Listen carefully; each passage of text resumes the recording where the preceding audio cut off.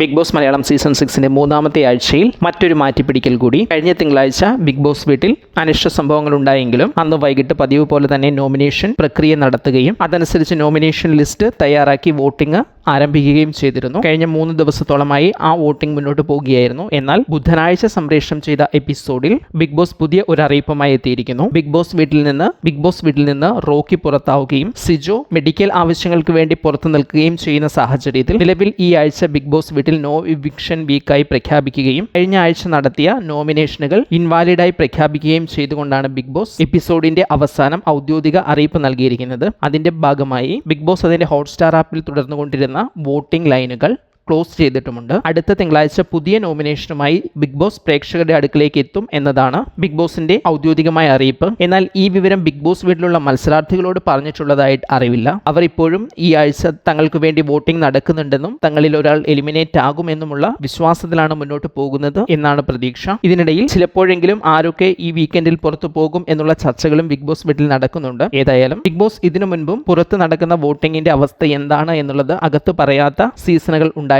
Voting extend ചെയ്യുകയും മറ്റുമൊക്കെ ചെയ്തപ്പോൾ ബിഗ് ബോസ് വീടിന് അകത്തുള്ള മത്സരാർത്ഥികളോട് പറയാതിരുന്ന ആഴ്ചകൾ നിലവിലുണ്ട്. അതുകൊണ്ട് തന്നെ ഇതും ബിഗ് ബോസ് വീടിനുള്ളിൽ മത്സരാർത്ഥികളോട് ബിഗ് ബോസ് പറഞ്ഞിട്ടില്ല എന്ന് വേണം കരുതാൻ.